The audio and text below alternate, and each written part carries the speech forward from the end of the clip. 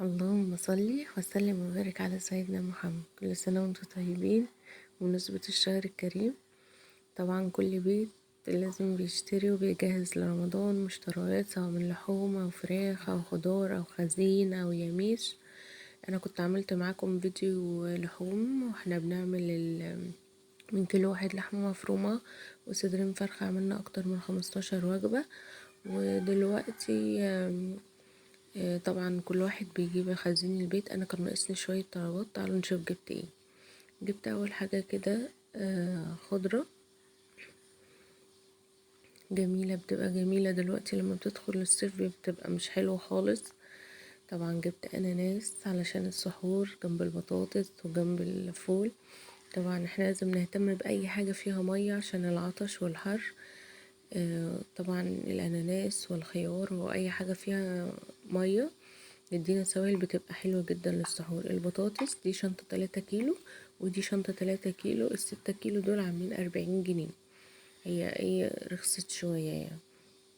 جبت فلفل ألوان برضو كان ناقصني، بحب اعمله مع السلطة، بحب اعمله مع البيتزا، بدخله في كل حاجة بصراحة.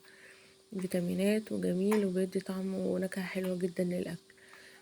كان كيلو عامل 20 جنيه، في ناس طبعا بتبيعه 25 و30 أغلى من كده. وجبت بقى كيلو خيار. طبعا برضو علشان السحور لازم يتحط ايه برضو في مية، بيبقى جميل جدا وبيرطب كده على الواحد. تعالوا بقى نشوف الخزين. انا كان ناقصني حاجات بسيطة يعني، يعتبر برضو ايه الحاجة موجودة. كان عندي مكرونة وكان عندي اللحوم وكنت جايبة الاسماك، بس دي بقى كانت حاجات ناقصاني. جبت جبت كده كيس بامية، وجبت 3 ملوخية، وجبت 4 كيلو سكر بقى علشان العصاير بقى والحلويات وكده. كيس السكر كان في المكان اللي انا جبته منه كان ب27، بس طبعا كان موت يعني، كان زحمة جدا. هو ده كيس بامية. ان انا عندي برضو واحد في الفريزر فقلت يبقى واحد كمان. وجبت بقى 3 اكياس ملوخية. انا لو هعملها ليا لوحدي هيبقى الكيس على مرتين مثلا، بيبقى حلو قوي طبق جنب الاكل. طبعا لو في عزومة او كده ممكن اعمل كيس ونص او كيسين. وجبت بقى السكر زي ما بقولك على 27، كان زحمة جدا يعني، بس الحمد لله عرفت اجيب عشان العصاير والحلويات. هو كيلو تقريبا يعني، مش كيلو بالظبط. بس هو كان عامل 27، ونوع ابيض وايه وزي ما انتوا شايفين كده. انا كان عندي شوية مكرونات، كان عندي قلم وكان عندي شعرية، فانا بقى حبيت اجيب اللي هي شق القمر او داي القمر، شوفوا انتوا بتسموها ايه، واللي هي واسعة شوية دي.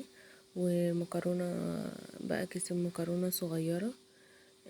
يعتبر ان احنا اكتر استهلاكنا بيبقى في المكرونات الصغيرة دي، العيال بيحبوها يعني وبتبقى خفيفة. فانا كان عندي قلم واسباجيتي، جبت واحد اسباجيتي بس زي ما انتوا شايفين، وجبت دول بس، والباقي كان عندي بقى شعرية وعندي القلم. جبت كيس موتزاريلا بقى عشان طبعا لو عملنا مكرونة بشاميل، عملنا جلاش حطينا على وشه، عملنا اي حاجة لازم تبقى موجودة. جبت بهارات بطاطس اجربها، وجبت كده بهارات شيش طاووق وبهارات لحم، بهارات كفتة يعني. وجبت مرقة دجاج، وعلبة الصلصة دي بحوالي 21 جنيه، هي 280 جرام. وجبت كيلو دقيق دوت متعدد الاستخدام ب24 جنيه. وجبت بقى شكارة الرز دي 5 كيلو، طبعا عشان المحاشي عملنا رز بلبن لازم يبقى موجود عندي.